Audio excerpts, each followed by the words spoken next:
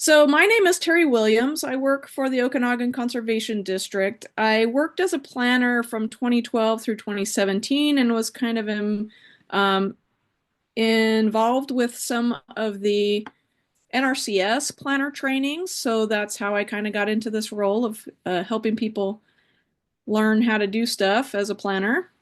I specialized when I was a planner in small farms, and then we had large wildfires in Okanagan County in 2014 and 2015. So I was running our basically our outreach and projects section of our wildfire recovery response. And I just want to do a little disclaimer at the beginning. I'm not a lawyer. I've never had any legal training.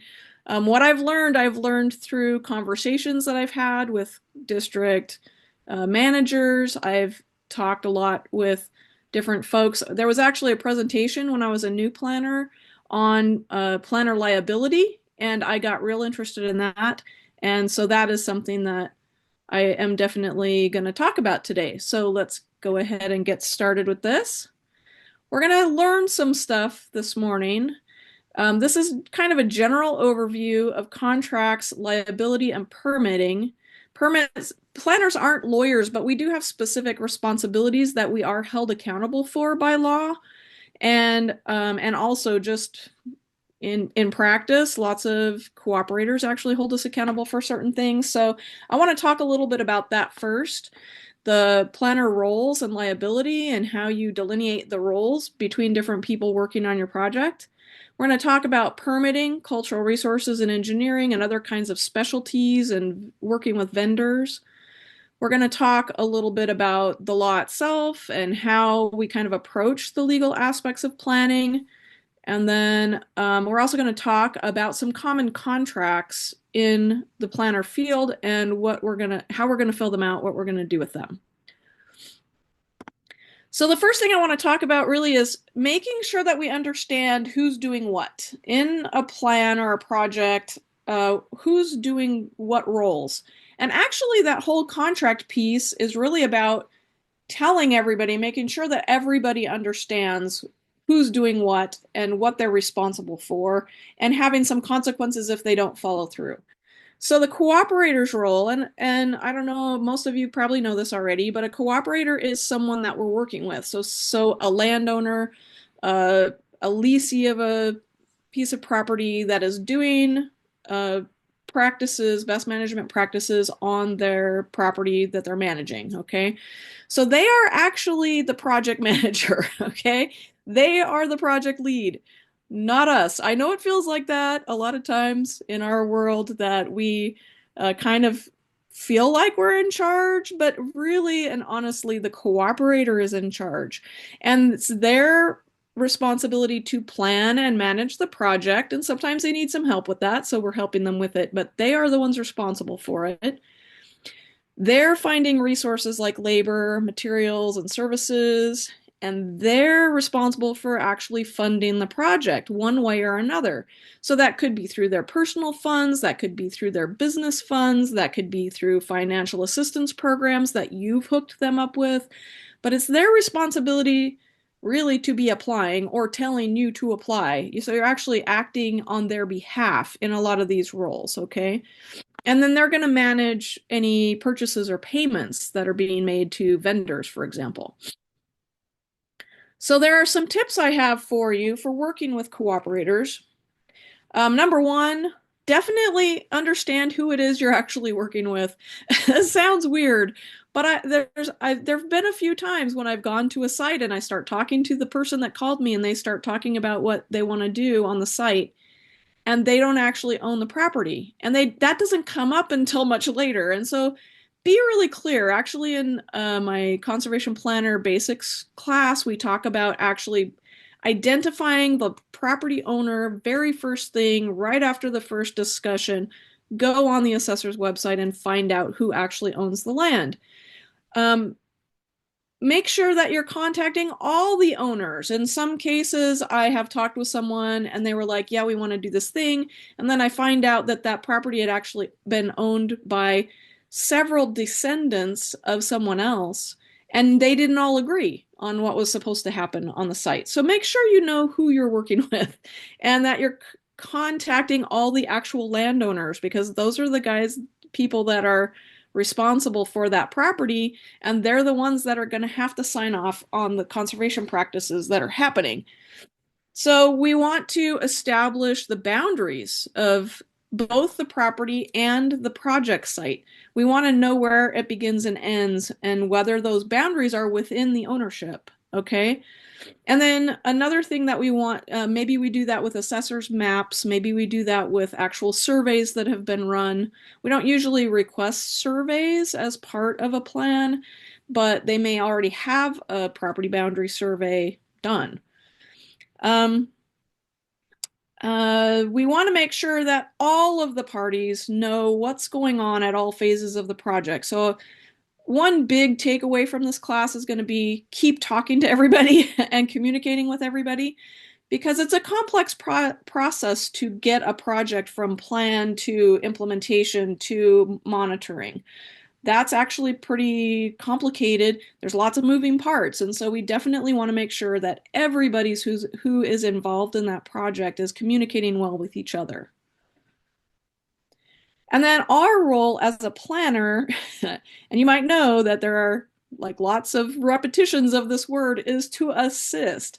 That's really what we're doing. We're assisting the cooperator in doing things that they may not have the skills or the know-how to do. So we can help them with planning. We are totally good at doing assessments. We are totally good at putting a plan together. We're totally good at making it something that they can then propose to someone else, or they can share with their partners, or they can apply for financial assistance with. We're helping them do these things. So we're helping them with the plan.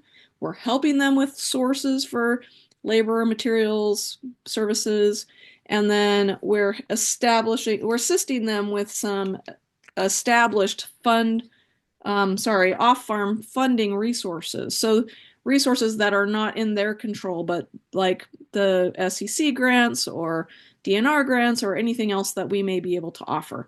We're assisting them with applying for those funds. So it's not always really clear to everybody these different roles. So how do we make that really clear? That's something that is really important to actually in this discussion about planner liability. If we're not clear with them who's doing what, then they may make assumptions about what we're supposed to be doing and be mad about that if we don't do it.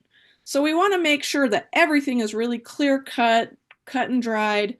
Everyone's understanding what's going on. So one way to make sure that that's clear is just repeat it. Just, say, we're just doing this together.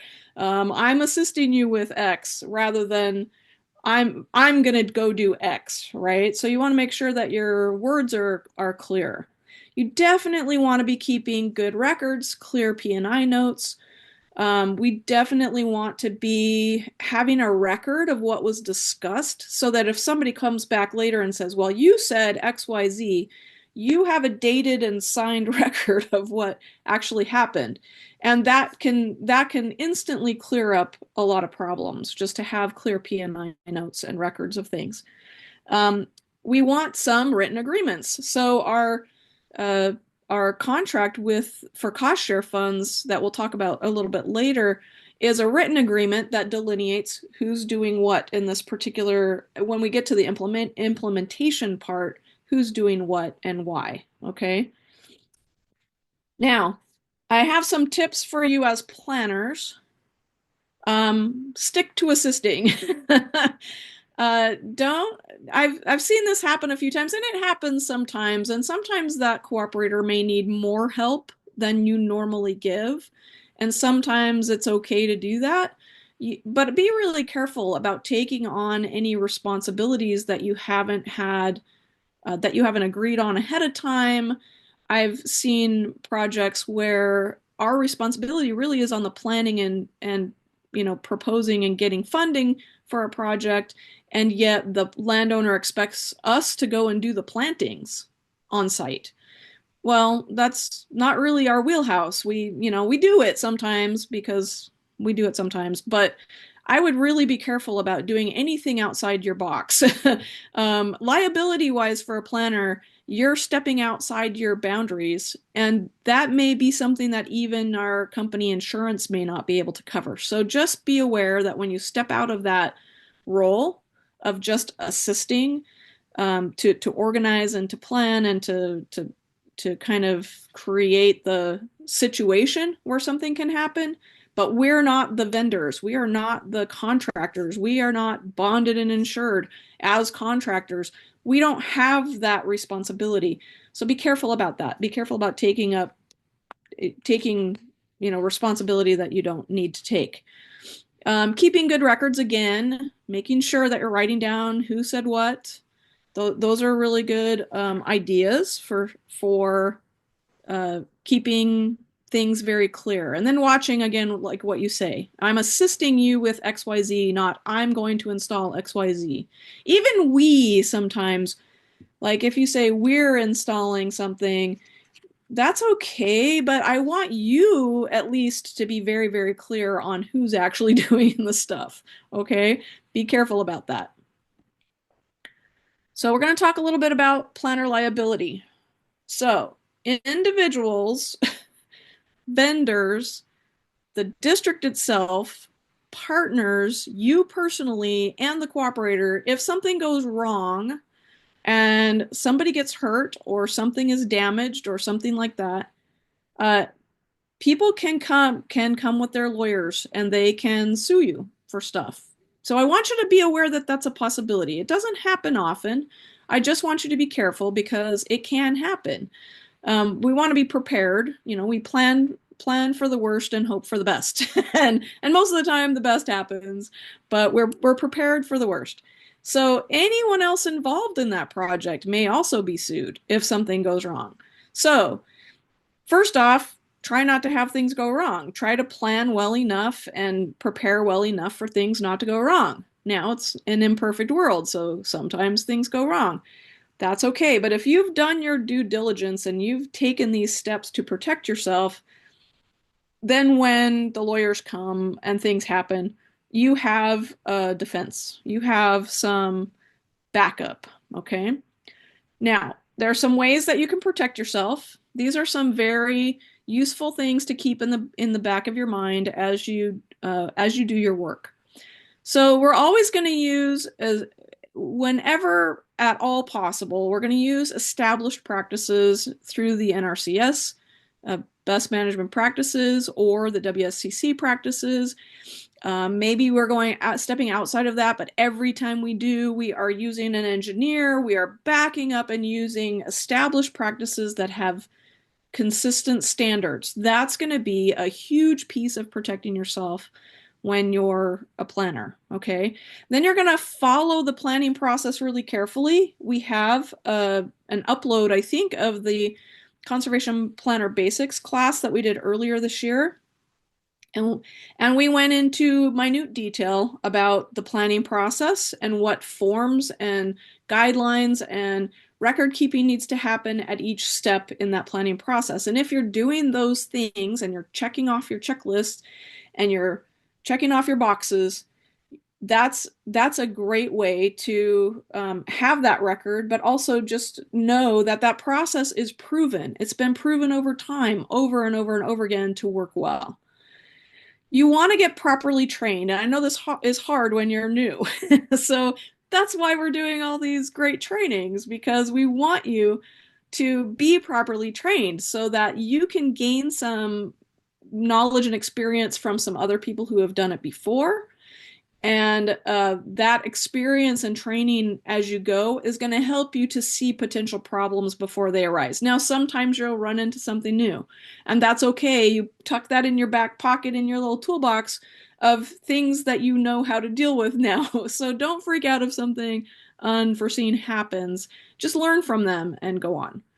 And then if you need help, if you're outside of your skill set, if you are outside of your experience, go get some help. Talk with people in your conservation district who know the kinds of projects that you're working with. They've done them before. Get some experienced people to put some eyes on that project. So stay in your lane. Don't try to go outside of what you know how to. I mean, we're always kind of stretching ourselves, but get backup on those times when you're stretching. Have someone else advising you, okay?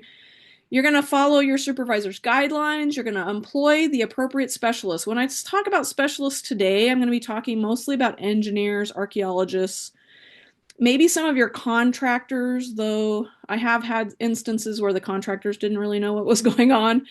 So, but definitely your supervisors and people in your office who have more experience than you. We'll talk about some more liability things later with that when we talk about specialists.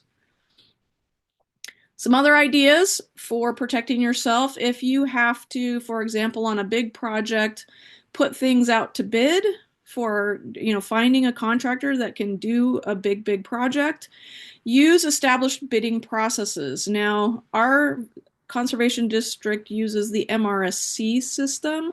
I believe that's what's recommended throughout the state by SCC to follow what's called the MRSC rules for fair bid announcements. And these are pretty meticulous rules, and you should stick to those rules. When you're doing a bid, you want to make sure that that is appearing to everyone to be fair. That the way that you're announcing the calls for work to be done is fair between all of the vendors. You want to be following state guidelines and rules, and the best way to do that is just work through MRSC and have them. They have like a manual that I tried to find it lately and couldn't find it, but if I find it, I'll send it in with the other materials for this class. I am going to have a little packet of stuff for you. It's going to look intimidating. Don't worry too much about that.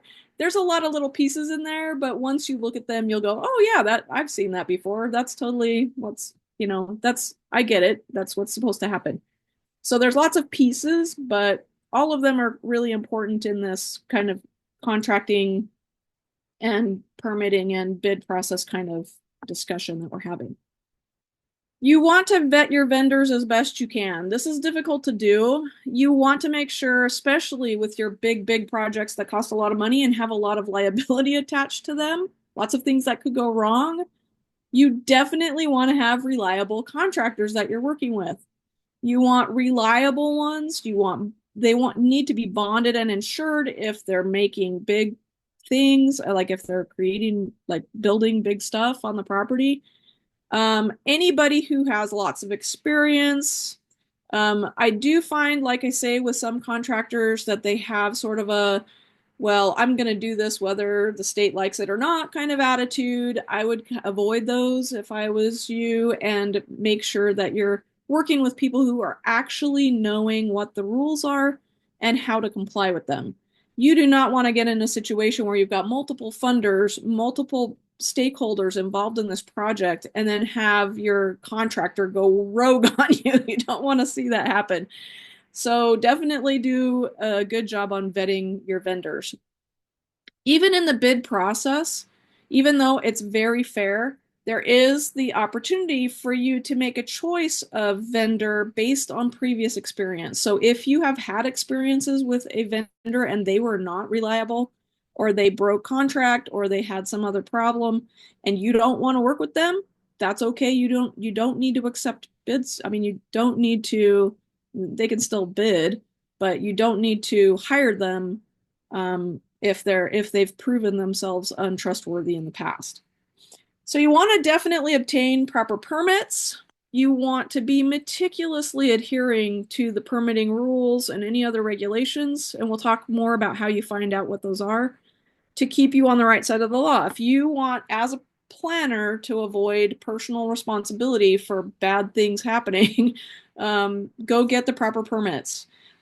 I don't like being told what to do, so permitting was a little bit of a challenge, like just mentally for me, until I realized that what it does is protect me from problems.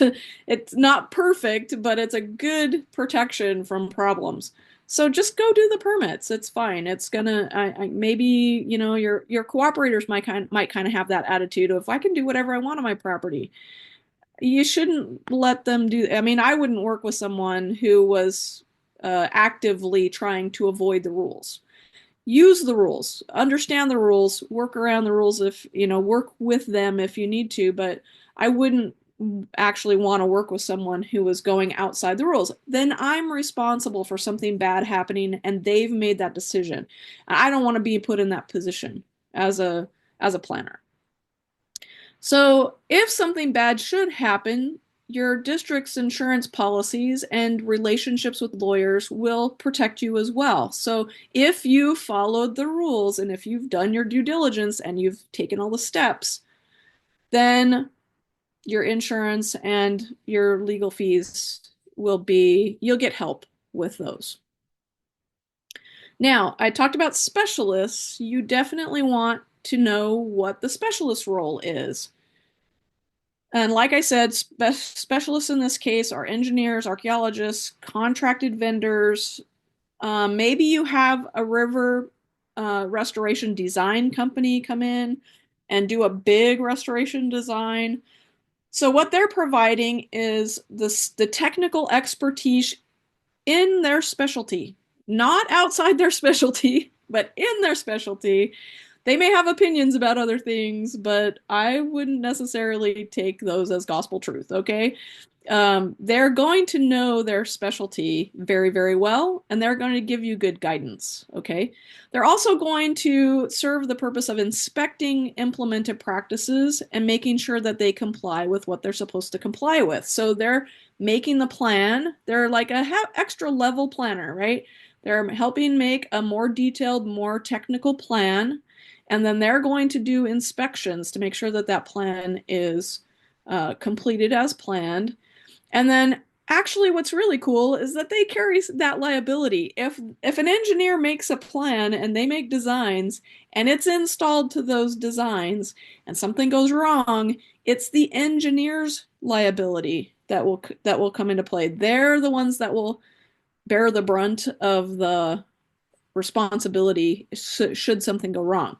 So you don't want that responsibility. If you're building a huge bridge or you're building a huge, we'll talk in a minute about an example about root wads. A root wad breaks loose. I don't know if they can do that, but if some kayaker gets caught in a root wad, and that engineer then is in carrying that responsibility for that.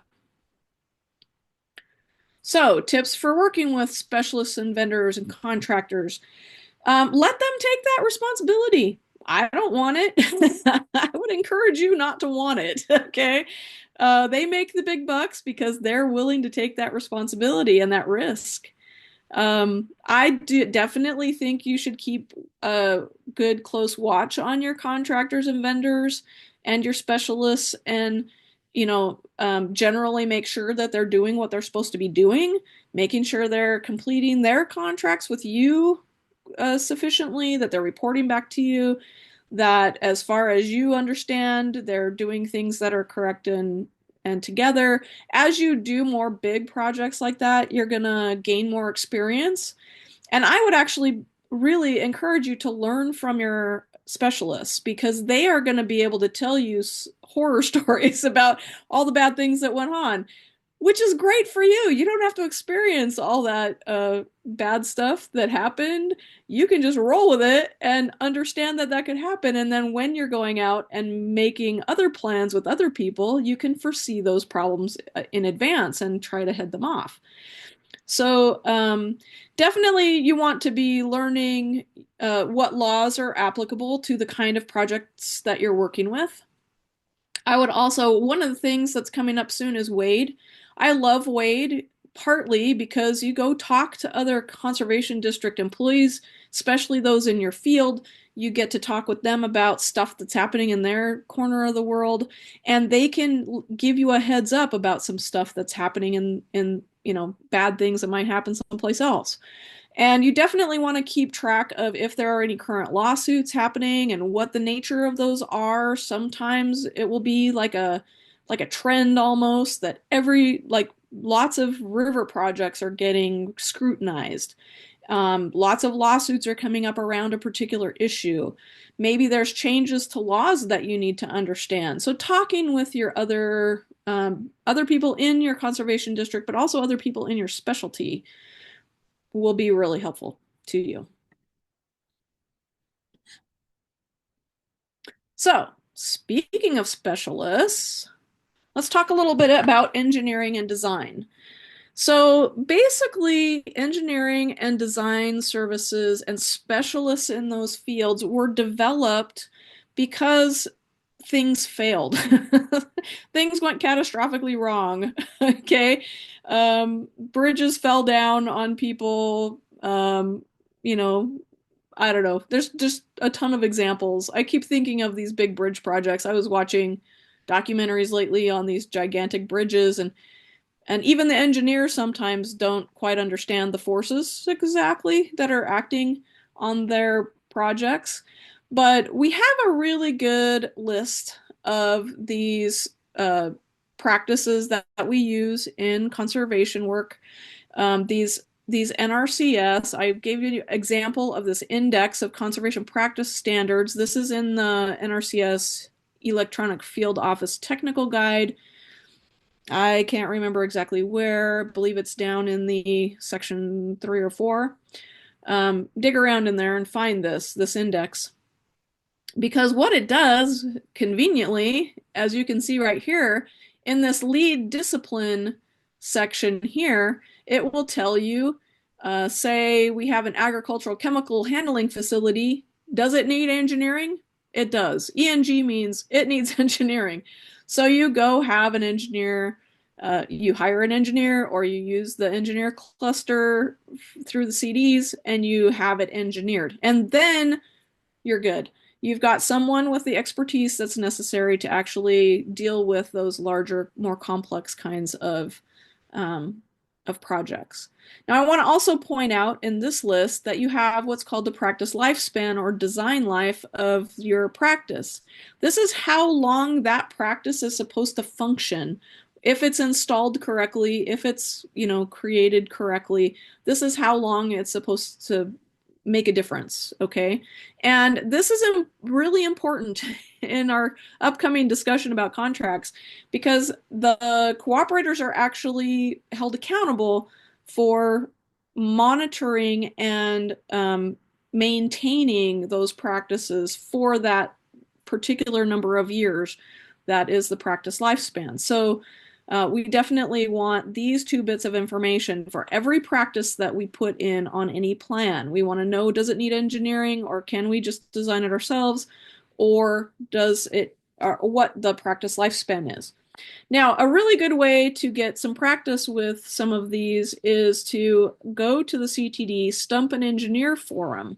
They have these once a month, I believe.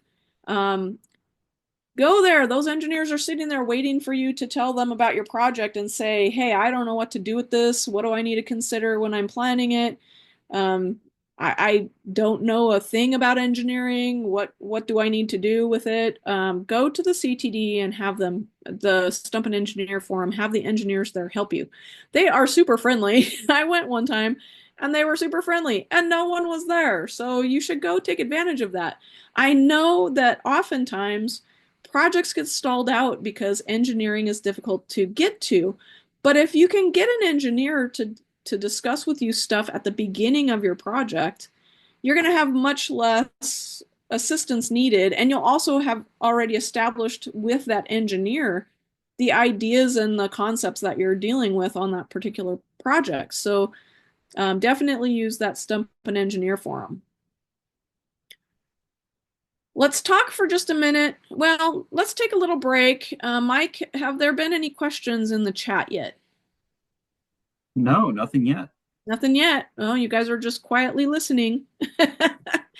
If you have any questions or you have an experience or something that everyone could learn from, be sure to put those in the chat and we will make sure that everybody hears about it. I actually will record the session and then I'm actually going to have Mike and Jan take those chat discussions and put them in somehow into our materials for this class so that everyone gets to see the chat and everybody gets to see the responses to them. So let's go on to permitting and compliance. And again, this whole system was developed in response to failures. Maybe somebody, put in electrical into a house and it was not very good quality and the house burned down and people died. So so the county decided, oh, well, we need some kind of electrical permitting so that we can check to make sure that that thing is going to function properly and not burn the house down. So these are systems that are in place to protect you and to protect the public. Um, the only bad thing about permitting and compliance is that it's also kind of a limit on what you can do if you're doing something innovative. So I don't really like that part of it.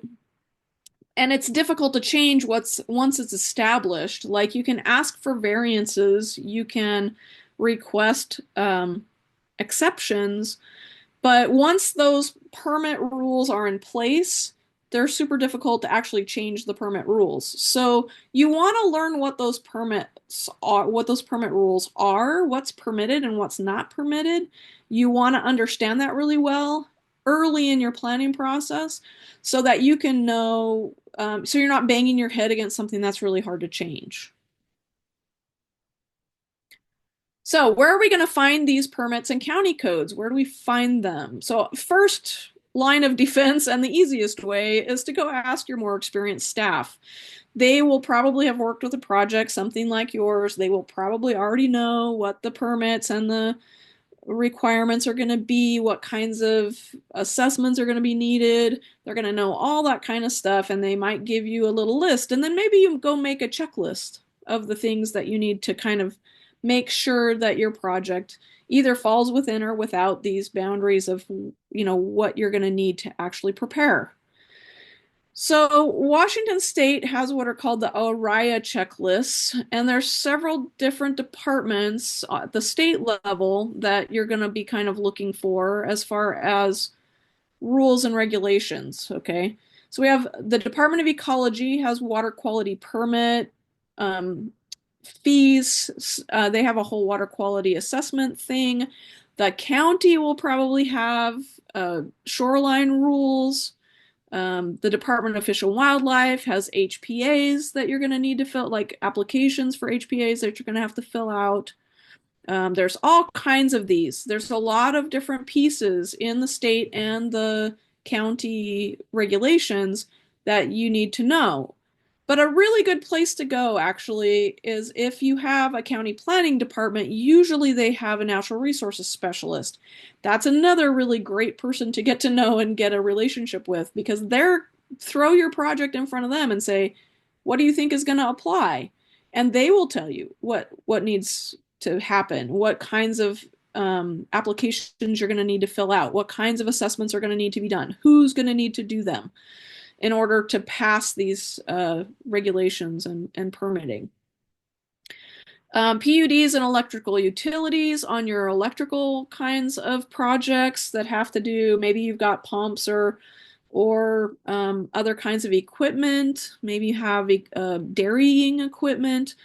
There may be rules and permits and regulations needed around those. Those will be your PUDs and electrical utility companies. Your county public works department, maybe if you're putting in a bridge or doing some kind of road access or something, they would be a good place to go. And then Department of Health for animal composting facilities or anything else that has to do with food or not so much fiber, but food production. And the state regulations, the big ones, the really big ones that we work with all the time, the Department of Ecology has a lot of responsibility over waters of the state, and so they are going to be very regulatory over those and have assessments and permits and things that are permissions that they give that will be relevant to those kinds of projects. Now, cultural resources is sort of a beast of its own. I'm going to go back to um, my notes here. And I am including my outline actually, and there are some links in the outline that you might be interested in following. But I'm not sure what time it is. Looks like we have time. Okay, I have a section on the cultural resources that isn't in the slides, but I wanted to give you just a little bit of a brief history of cultural resources and what happened with those over time so that you have a little background on it. In 1906, the United States passed the Antiquities Act, which is a protection of artifacts and historical, both archaeological and um, like paleontological. So both artifacts of culture and artifacts of uh, previous history of animals on public lands. So the cultural resources rules usually apply on public lands.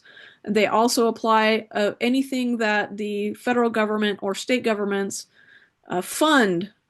So on private land, any funding that comes from those will be something that's subject to cultural resources review. So that was early on, 1906, the Antiquities Act. Then in 1979, the Archaeological Resources Protection Act came into play. So between 1906 and 1979, there was really no enforcement of the Antiquities Act. So people would, on holiday, on vacation, go dig stuff up and take it home. In 1979, the government got quite specific about the consequences attached to doing that, and you must have a really good reason for digging stuff up. And you try not to dig anything up in the first place. So surveys are really important. In 1990, the Native American Graves Protection and Repatriation Act was instituted. So that one, as it says, protects graves and repatriating articles that come from them. And so there's a really, really good um, so for cultural resources, usually you're only going to need cultural resources review if you're doing any kind of ground disturbing activities.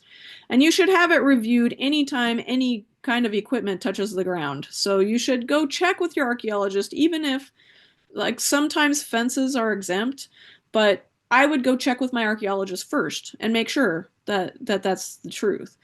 The CTD actually has a really good cultural resources training that was done by Kim Lancaster last year on cultural resources, and it's a long, big training on that, and it requires some pretty good training. So I would recommend that you go take that class on cultural resources.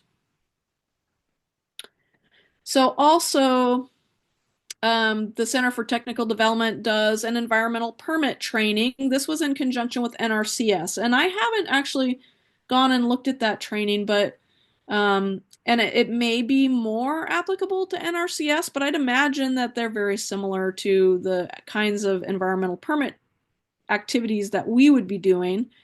And always good for us to be partnering with our NRCS partners and then kind of translating into conservation district world. But I would recommend also that you go take that training. That was also held not too long ago, I believe, and is on the CTD website. So those are some better, deeper. We've got an hour and a half. We can't go over all that, but those are some places that you can go to get some better training on those two items. Okay, we're going to talk a little bit about the law in general, just law in general. Law is based on ownership. And from the very beginning, all the laws from Hammurabi on have talked about who gets what, ownership of stuff and what happens when somebody impinges on the ownership of somebody else's stuff. So it's all kind of based in used to be very based in trade, in agreements between people about how much stuff was going to change hands and what they were exchanging it for. So, another thing that you want to know about the law is that it's based on precedent. So, what's happened in the past heavily influences how the laws are actually interpreted. And so, you want to kind of get a feel for what it means. So a law may be stated, but then in those court hearings and such, all the activity that's happening around it, judges will decide one way or another.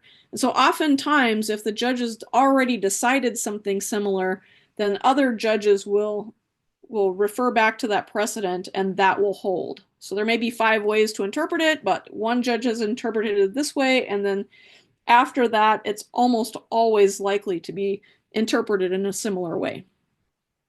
The law is really based in conflict and people's people's ownership of things impinging on each other. So it's kind of conflict based, and it can feel kind of contentious. But I think again here, it can feel that way, but it's actually intended to protect people. So I think if we look at it from that perspective, we can kind of feel better about it. So where we're going to find the state laws is the Revised Code of Washington, often known as the RCW. This is a behemoth of a beast, and you can go in there and look at all the laws, and it's great. You should just go in there and dig around a little bit. Finding the pieces that really apply to you is really the trick, because the Revised Code of Washington covers everything, all the laws in the whole state. So you want something that's a little more specific than that. Um, so I gave you this little example here. This is something called a stick contract from ancient times. I can't remember. I think this was in Syria or somewhere. Anyway, but it's a stick, and they would write on the stick the agreement between two people. Then they would split the stick in half and give a half to each of the people, so that the other person, when they had a disagreement, they could bring their sticks together and see that they matched up. You can see there's a hole in this one, and it's a particular shape with certain things cut out of it, that they would match. And that was the original contract. So it's a proof of this agreement and the terms of the agreement that can be brought back together and shown to somebody else, right? Or to clarify something that was agreed before. So agreements actually, in my world, kind of create trust. If everybody knows what their role is and it's written on a piece of paper and everyone has signed it and everyone's taking responsibility for their own piece, then work can confidently and smoothly go forward. And it's amazing. This is actually the basis of civilization. Everybody does better when everyone kind of knows what they're supposed to be doing and they're not going rogue. Okay. Going rogue in some other realms of the world, maybe that's okay. But in this particular realm, with doing projects, we want to be well within that kind of structure that the contract and agreement sets for us. The contracts and agreements set boundaries. They show clear consequences for misbehavior. If someone is not complying with the agreement, there's usually somewhere in that contract that says what's going to happen to them if they don't do it correctly. So what that does is help everyone kind of focus on what's happening and not be worried about what's going to happen if somebody goes off the rails, right? So we're focusing on the goal together. And I just put this little note in here that small claims is under $10,000 in Washington. So that's going to actually determine where in the law you're going to land. So small claims court would be under $10,000. If you've got large projects above that amount, that could be more litigious. That could be in a different, that could be misdemeanor. I don't know. There's other places where those kinds of, those bigger monetary numbers are going to come into play and translate into more expensive for lawyers. Okay, small claims court's going to be pretty small potatoes, but anything bigger than that, the lawyers are going to eat up 90% of whatever's going on. So we also want to think in terms of risk management. So what happens if something goes on? So say we built this beautiful root wad structure in the river to, for fish habitat and to hold the bank together and to provide some riffles and such in the stream. So what if this was a big issue about 10 years ago? So I don't know if it's still a huge issue. They were actually talking at one point about about requirements for a metal plate to be permanently attached to each of the trees in the root wad with who had installed it and who was responsible if something bad happened on it. So this is an actual example, weird as it seems. What if the root wads break loose during high water and run into a bridge or a boat? So that's more of a material damage, right? That's something that's costing somebody money. But what if a kayaker gets stuck in the root wad structure, causing injury or death? So they were actually talking about like having a barrier of some kind with signs on it saying kayakers stay away or some kind of sign to prevent people from getting injured. So that's more of a personal injury or you know, I don't know what you would call it. It's not homicide or murder, but maybe somebody gets really hurt. And that is a different kind of legal action would happen for each of those two things, the material damages or personal injury.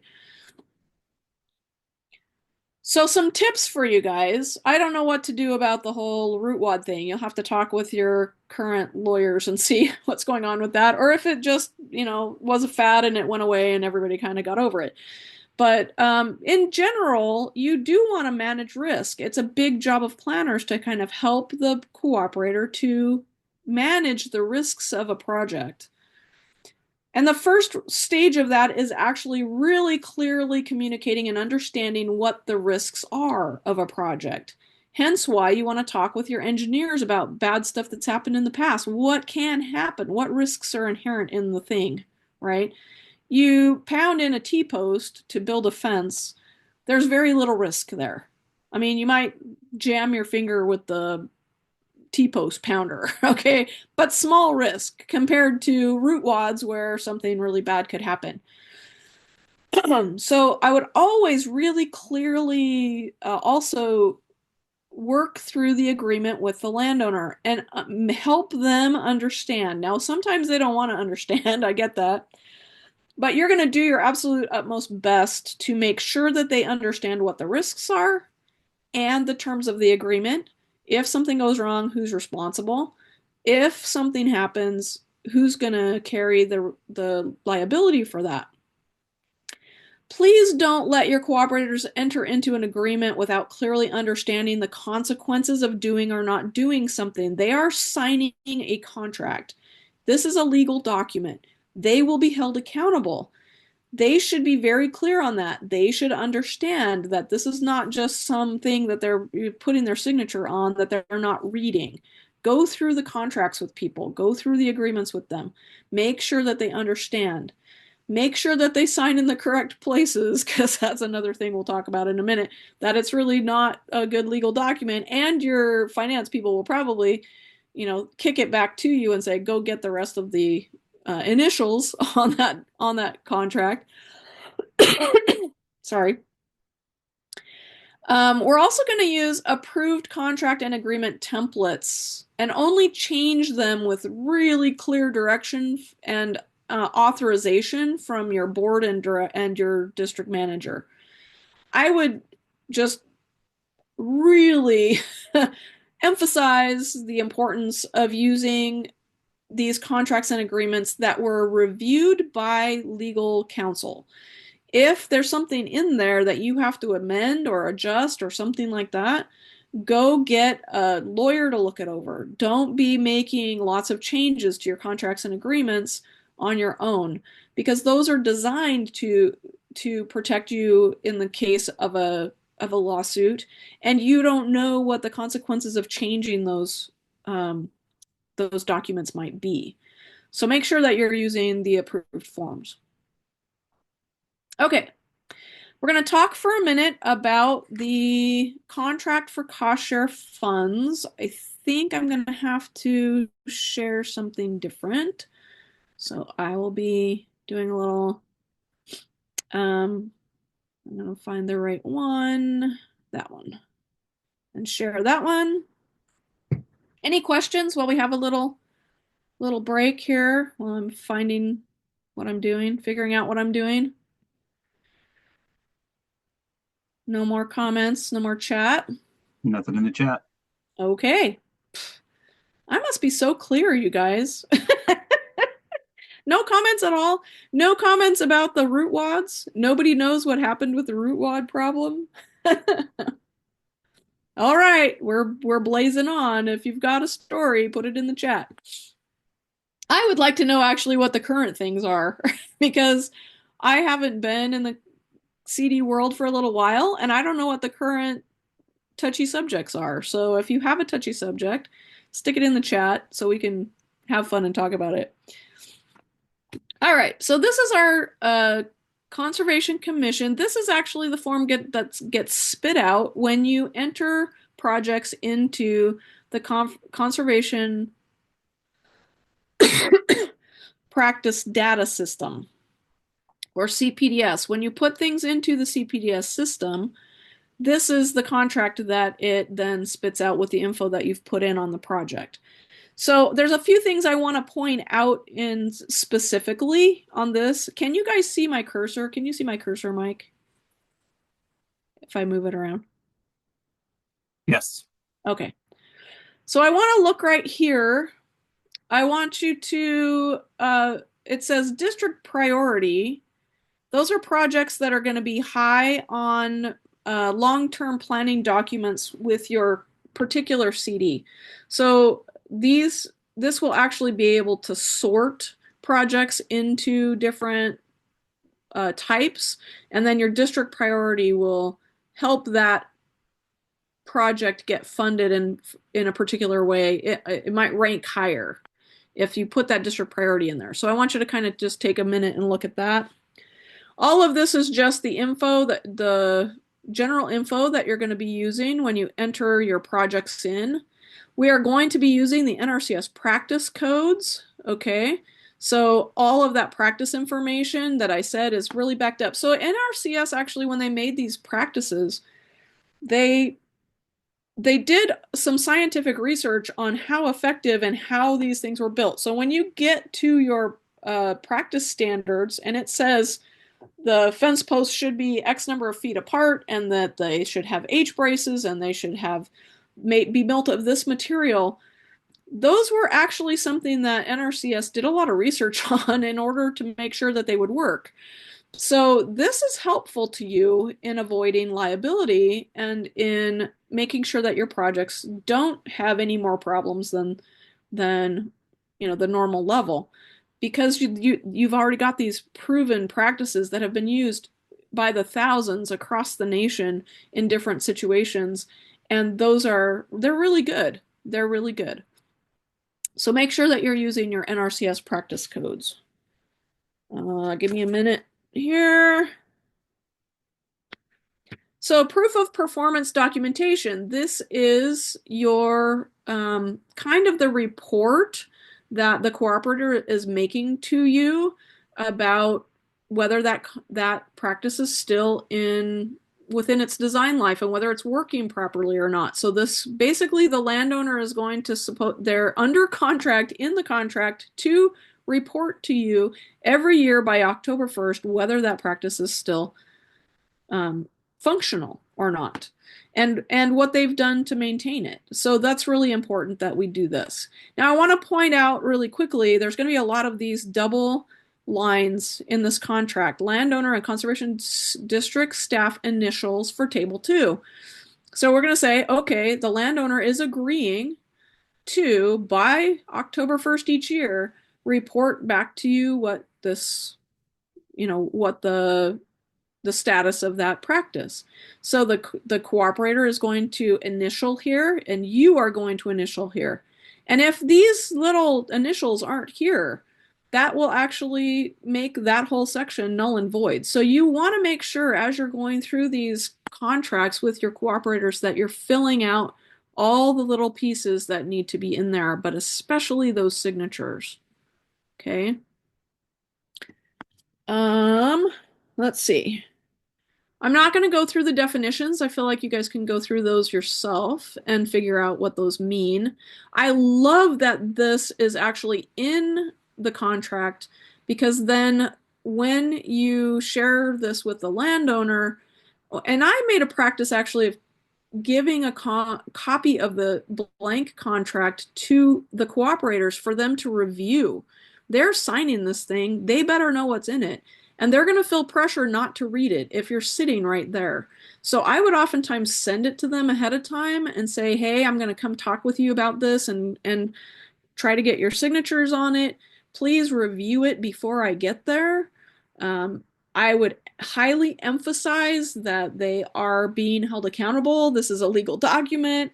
I try not to scare people. There's ways that you can put it that's more friendly than that, but you definitely want them to be aware of what they're agreeing to. Okay, so there's a few things that I want to point out. Um, the landowner understands the obligation of the conservation district to reimburse expenses, and it's contingent on the availability of funds. If they'll be notified by the CD within 30 days of when the CD receives notice the project has been funded, they're going to know that they can go ahead with it. Okay.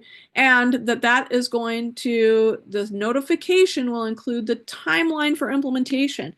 And so that then becomes part of this contract, that timeline is part of this contract. And if something changes, they need to report it back to you. Again, double initials here, yours and the cooperators. They agree to begin project implementation within 60 days of notification or as soon as the weather and permit approval allows. So yes, here, if delays of more than 60 days occur, landowner will keep the CD informed. This is just laying out who's doing what and who needs to let who know about what. These are super, super important. If the implementation cannot be completed, right here, if implementation cannot be completed within the timeline, the CD and SEC reserve the right to withdraw funding. That's something they should know. They're agreeing to make sure that all the permits are obtained. Note here, landowner agrees. This is not your job as a planner. You can assist, you can help them make sure that they're hitting all those, that they know about all those local, state, and federal permits and which ones they are, and help them out with that. But it's their responsibility to actually do it, okay?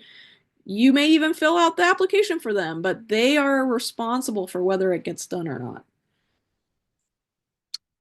We have this little section on complying with SEC's Cultural Resources Survey policy and providing the documentation. Landowner agrees. This is their responsibility. You can help them, but they need to do it.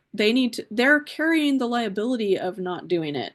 So if you don't do it and they don't check on you, then it's their problem.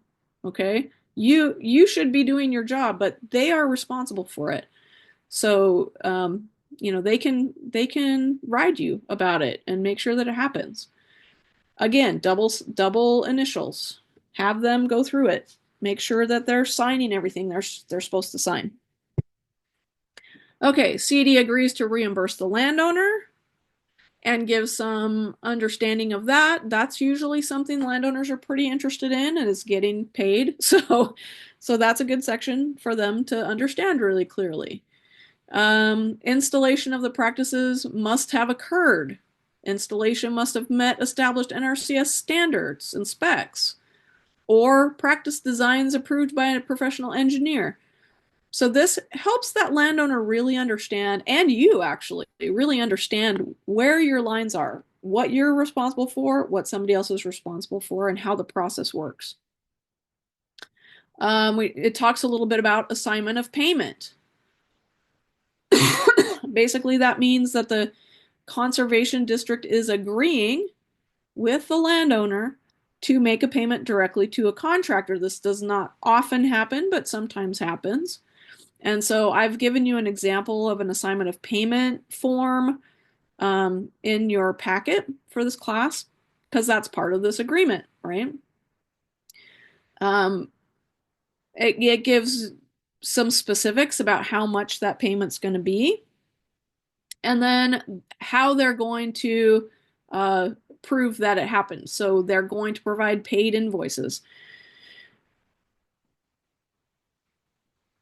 Give me just a minute to catch up with myself here. Okay, talks a little bit about the IRS Form 1099 not being required if the funds are held and subject to reimbursing. Um, this is something that has been a big issue in the past as far as understanding exactly when an IRS 1099 is required and when it's not. Talk to your financial staff about that and get clear on it before you go talk to them about this. Usually not, but under certain circumstances it will be, and it will impact their taxes. So that's something actually also to talk with them about, that the reimbursements will may be subject to taxes. Again, double initials. I know I keep railing on that, but I don't know how many times I've gone and taken a contract to a cooperator and they look it over and they sign most of they sign the end and they sign most of these little initials, but they skip some. And then we have to go back and drive 40 miles to go make sure that they've signed all the pieces. Okay, here's the part about maintaining. Oops. Landowner agrees to maintain and operate the practices for its design life as determined by the CED. So you're going to put those into the contract and they're held accountable for it. Landowner agrees to allow people to inspect and with certain notices, right? That's important. We talked about the annual proof of performance already. This actually is something I think no landowner ever actually reads. I don't know if any landowner I've actually ever worked with has read this part. Landowner agrees to refund part of the part or all of the funding paid to them in addition to other remedies before the expiration. If the contract is terminated because of these things, the landowner fails to expend the funds, the landowner knowingly or recklessly misrepresents something, they destroy or fail to maintain the practice. These are things that they're held accountable for. They're required to refund all the money if they do these other things. So they need to be aware of that. Okay. Landowner. Hold on just a second. Let me catch up. Oh, so anytime this part here, again, I don't know that any of my people have ever read this until I pointed it out to them, but if they sell this land or lease it to somebody else, they have to agree between them and the person that buys it or leases it to continue the practice and take care of it, right? To continue monitoring it and to report on its condition. And the landowner will notify the CD in writing of any change of ownership. I don't know how often that's actually happened, but it's in the contract and they should do it. They should know that that's something within 30 days of such a change. So there's a lot in here that's not being maybe people maybe being held accountable for, but it is in the contract. So they should know that it's in there. This is what they need to report if somebody buys the property. Um, basically, the CD is entitled to costs if there's a legal thing. Anyway, there's suspension and debarment stuff in here. Make sure that these double initials are always initialed. Then you're going to have your signature section. So you're going to the signature of the landowner, any co-landowners. If there's a leasee, then you have a signature for them. You have approvals from your staff and your district signer. You have the implementation, so you're going to sign it here.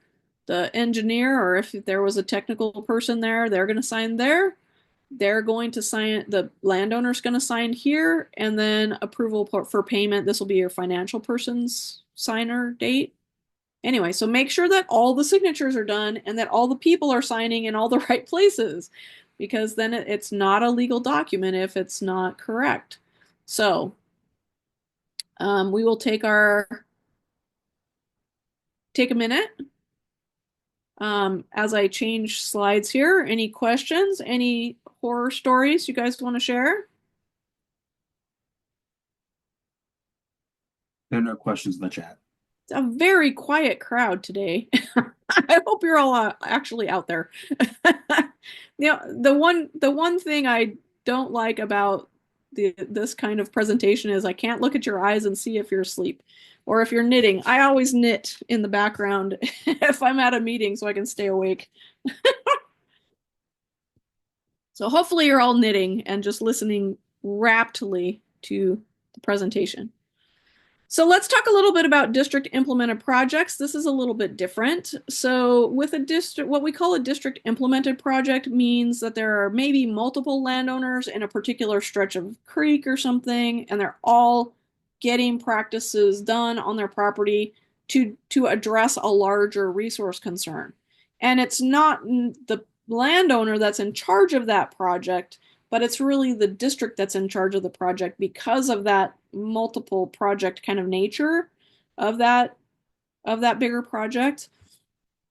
So we have a little bit different agreement, but same thing, exactly the same thing. Who's responsible for what, right? So I've given you a copy of this template that can be used for district implemented projects. I believe this also came from the SEC. And so you're going to enter the information the way that you would the project information.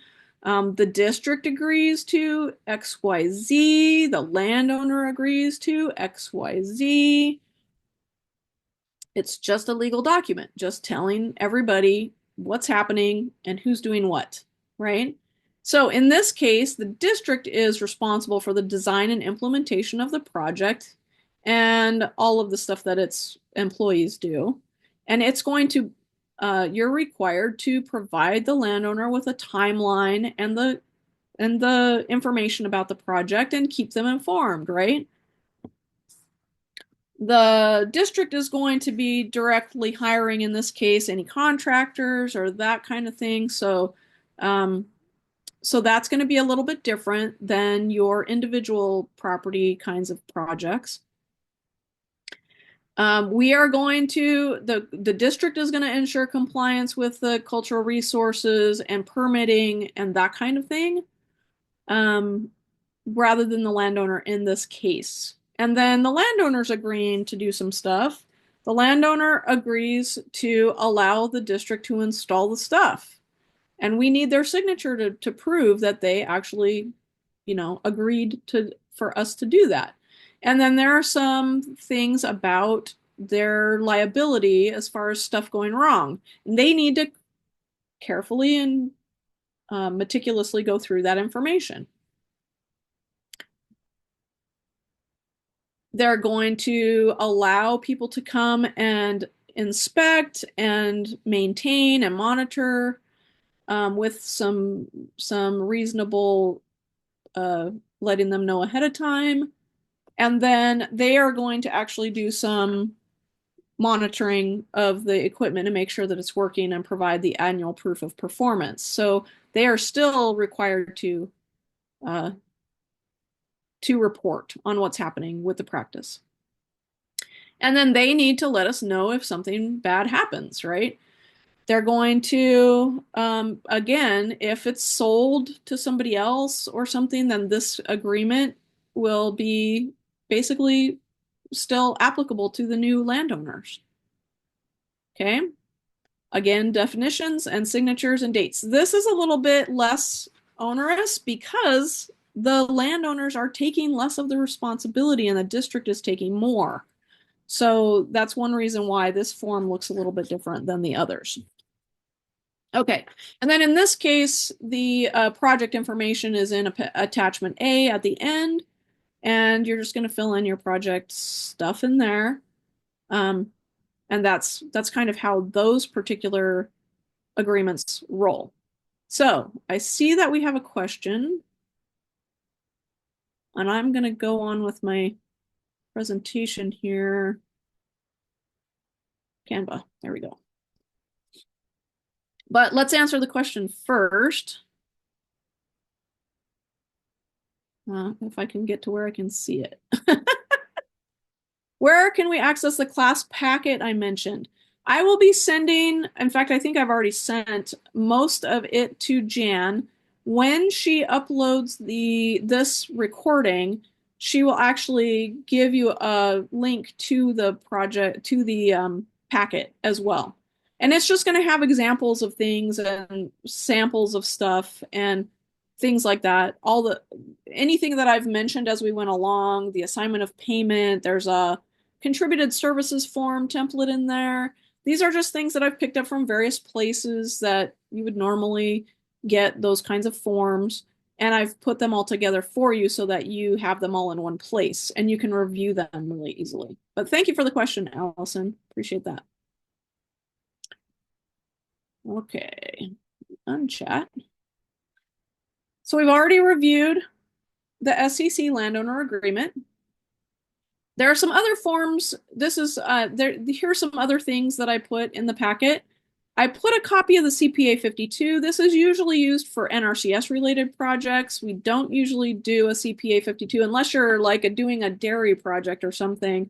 Don't usually do a CPA 52 for just a strict conservation district project. But if you're partnering with NRCS, you might want to look it over. There's whole trainings on how to fill out the CPA 52, and we're not going to go into it today. But again, contributed services, there's a sample letter of an authorization to proceed. There's the assignment of payment. So here's a few things just to be aware of. We're not going to talk about them today. But there's an environmental regulations scoping webinar. If you open up the class outline, you'll see a link to that in my notes. Some specific kinds of design and things you might want to be aware of as far as permitting and engineering are irrigation design, water quantity kinds of projects are usually needing more engineering.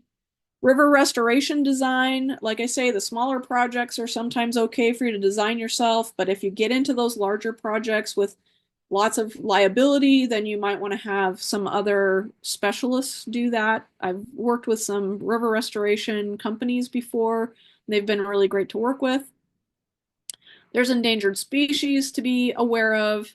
Usually, and again, in my notes, I noted some places you can go to kind of get up to speed on some of these topics, but endangered species is usually your local WDFW staff can help you with those as far as understanding what impacts your projects might have on endangered species and which ones. And then there's something that's kind of new that I'm really excited about is what they call TEK or tribal ecological knowledge. There's a big push in the NRCS world right now to incorporate and accept more Native American tribal ecological knowledge into practices, and they're actually working on creating some new practices specifically for tribal ecological knowledge, like cultural plantings and things like that. So just some kind of hot things that you might want to be aware of on your radar for these topics, for contracts and permitting and kind of planner liability. So you guys have no more questions apparently. So this was supposed to be Q&A time. The supplemental materials will be sent, as I said, the recording and the materials will be sent to you by email because you registered for the course, but also they'll be added to the CTD website